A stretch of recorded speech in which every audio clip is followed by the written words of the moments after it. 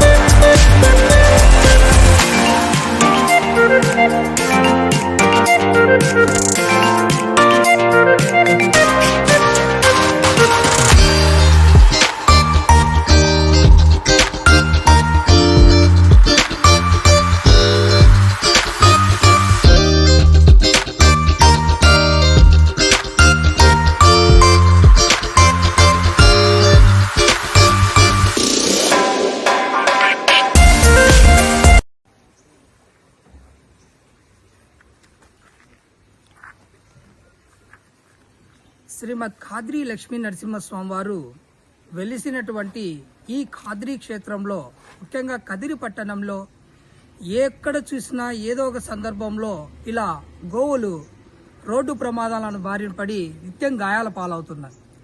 దీనికి ఆలయ అధికారులు కావచ్చు, ప్రభుత్వ అధికారులు కావచ్చు, పాలకులు ఎవరైనా సరే తక్షణమే స్పందించి ఇట్లా నిత్యం గోవులు రోడ్డు ప్రమాదాల బారిన పడి గాయాల పాలు కాకుండా దానికంటూ ఒక కదిరి చుట్టుపక్కల 2 లేదా 3 కిలోమీటర్ల పరిధిలో ఒక గోశాలను ఏర్పాటు చేసి కదిరి పట్టణంలో నిత్యం తిరుగుతున్నటువంటి ఈ గోవుల్ని ఆ గోశాలకు తరలిస్తే బాగుంటుందని ఖాద్రి లక్ష్మీ నరసింహ సేవా సమితి తరపున మరియు కదిరి పట్టణ ప్రజల తరపున మేము తెలియజేసుకుంటున్నాం.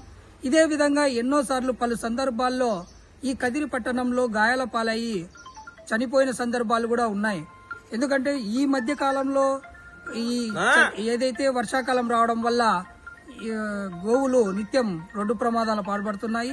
వాహనదారులకు కూడా మేము కోరుకునేది ఒకటే, ఏదైతే ఇప్పుడు కదిరి పట్టణంలోకి ఎంటర్ అయినప్పుడు చుట్టుపక్కల రోడ్ల డివైడర్ల దగ్గర ఈ గోవులు పడుకొని ఉంటాయి.